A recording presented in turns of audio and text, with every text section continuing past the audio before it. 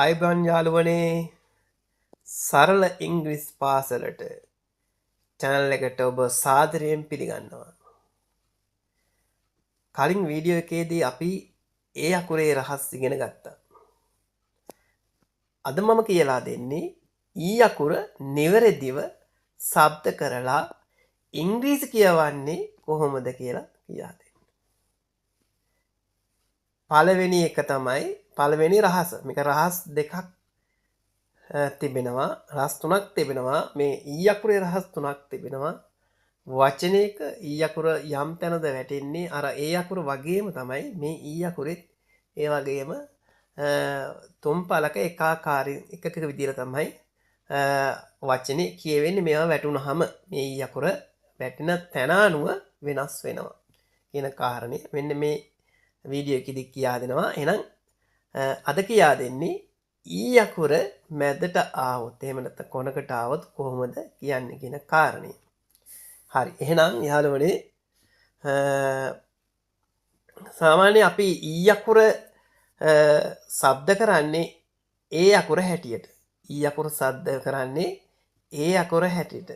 අපි උදාහරණයක් ගත්තොත් ඔබට පේනවා දැන් පෙන් කියලා දෙනවා. P E N පෙන්. පෙන් කියන්නේ පෑනට නේද? පෙන් කියන්නේ පෑනට.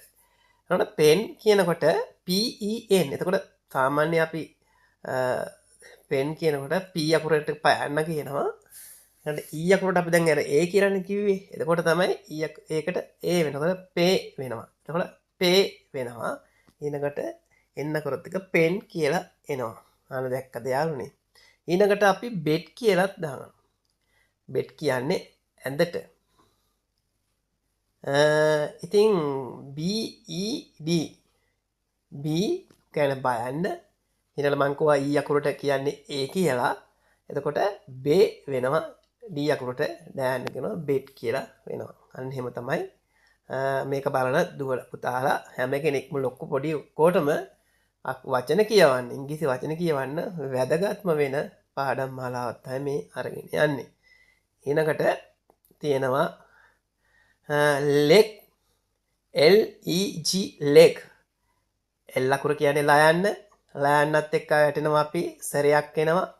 මොකද්ද මේ සැරේ? E අකුර. E අකුරට අපි මෙතන පැහැදිලි කරන්නේ A කියලා. එතකොට ලයන්නයි අර A අකුරයි ලේ වෙනවා. ඊළඟට G අකුර අල්ග යන්න වෙනවා. leg කියලා කියවෙනවා. ඊළඟ රහස දෙවෙනි රහස මෙතෙන්දී මේ E අකුර අපිට දැන් ඉංග්‍රීසි වලදී අපි E අකුර කියලා කියනවනේ. දැන් මේ අකුරට අපි ඇත්තටම E කියලා තමයි කියන්නේ. හැබැයි මෙන්න මෙතෙන්දී මේ E අකුර විදියටම කියවෙන E මේ E කියලා කියවෙනවා. සාමාන්‍ය අපි රයන්නට උඩින් අර බිංදු දෙක දැම්මා E කියන්නේ අන්න ඒක. දැන් මම ඒක පෙන්නන්නම්. E අකුර දෙකක් ළඟින් ආවොත් මේ E අකුරු දෙකක් එකට ආවොත් ඒ කියන්නේ වවල්ස් දෙකක් නේ. එහෙම නැත්නම් අපි කියන සැර දෙකක් නේ. E අකුරු කියන්නේ සැරයක්. අන්නේ සැර දෙකක්. ඒ කියන්නේ E අකුරු දෙකක් අර මම කලින් ඒ අකුරේදී මතක් කරා. එතෙන්දී මතක් කරා ඒ කතන්දරේ කතාව.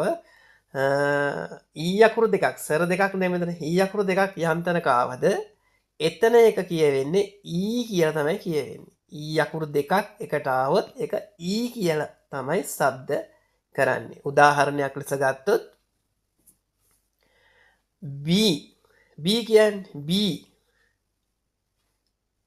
B මේ මෙතන තියෙන්නේ B කියන්නේ B අකුර කියන්නේ බයන්න. ඒකටත් එක මේ E අකුර ආවහම E අකුරු දෙකක්කට ඇවිල්ලා තියෙනවනේ. එතකොට B කියලා තමයි කියවෙන්නේ. ඊළඟට කියවෙනවා TREE ඩබල් E නේ තියෙන්නේ. එතකොට T කියන්නේ ටයන්න. එතකොට R කියන්නේ රයන්න. එතකොට ට්‍ර වෙනවා. එතකොට මෙතන E අකුරක් කරනවා tree වෙනවා. tree. ඊළඟට sleep SL S කියන්නේ සෑන්න. L කියන්නේ ලයන්න. SL වෙනවා. ඊළඟට E අකුරු දෙකක් ආපු නිසා එතන sleep වෙනවා. sleep P අකුරු තමයි පයන්න. ඒකවල අල්පයන් වෙනවා sleep. අකට ආපු silp කියලා කියනවා. පැහැදිලි ඇති දෙවෙනි සද්දයක්. මම එකම ඊ අකුර වුණාට ඊ අකුර වැඩෙන ක්‍රමානුව වෙනස් වෙනවා කියන කාරණේ මේ පැහැදිලි කරන්නේ. මේවා බැරි නම් ඉංග්‍රීසි කියවන්න කොහොමදත් බැහැ. මූලික අකුරු ටික දැනගත්තට වැඩක් නැහැ. සර ටිකේ තර වැටිලා ඒ සරත් එක්කේ වචන වෙනස් වෙන හැටිම දැනගෙන ඉන්න ඕන. එතකොට තමයි අපිට වචන කියවන්න, වචන ලියන්න පුළුවන්කම තිබෙන්නේ. ඊළඟ රහස තමයි ඊ රීතිය. ඊ සමග ඊ අකුරත් එක්ක ඒ එක්ක වුණාම ඊ අකුර ගාවට ඒ ආවහම ගොඩක් වෙලාවට શબ્ද වෙන්නේ ඊ කියලාමයි. ඊ අකුර ගාවට ඒ ආවහම ගොඩක් වෙලාවට શબ્ද කරන්නේ ඊ කියන හේතුව තමයි මම අර කලිනුත් පැහැදිලි කරා. සරයක් ගාවට තව සරයක් ආවහම කලින් සරේ සාදේ තමයි කියවන්නේ. එක සර දෙකක් එකට ආවලා අපි මං කිව්වනේ යාළුවෝ දෙන්නෙක් එකට ආවහම එකට දෙන්නගේ පළවෙනියටම ආපු කෙනා තමයි කියන්නේ. කියන්නේ එහෙම නැත්නම් පළවෙනියට ආපු කෙනාගේ නම තමයි කියවෙන්නේ. දැන් අපිට ඊ අකුරට ඊ විදිහට මෙතන කියවෙනවා.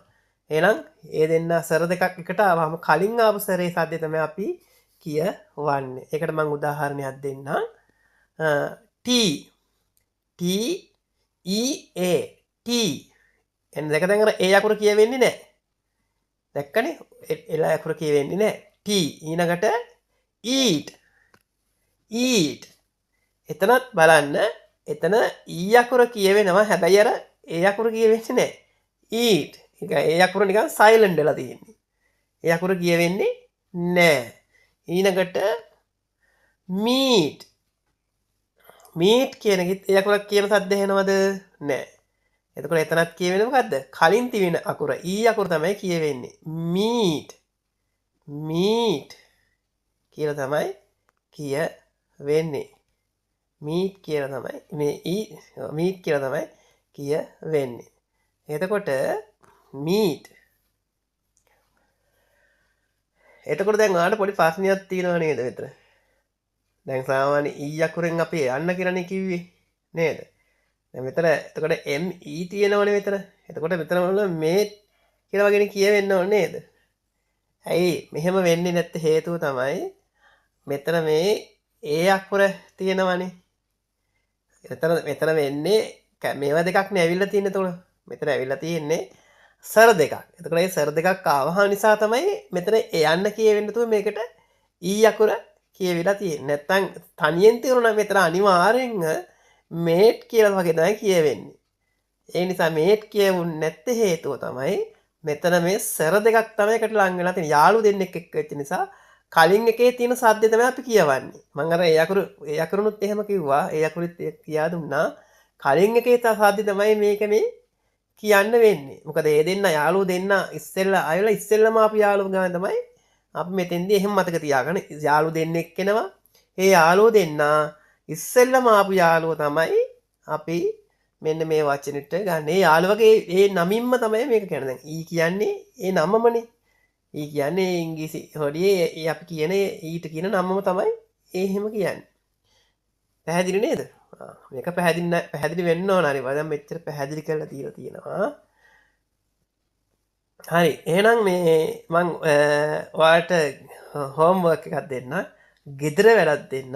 අද පාඩම ඔයාලට වැදගත් වෙන්නේ නැති කියලා මම හිතනවා. එහෙනම් අද ගෙදර වැඩ තමයි මෙන්න මේ SEE කියන වචනය තියෙනනේ. මේක සිංහලෙන් શબ્ද කරන්නේ කොහොමද කියලා පල්ලෙහායින් කමෙන්ට් එකක් දාගෙන යන්න. එහෙනම් සියලු දෙනාටම සුබ දවසක්.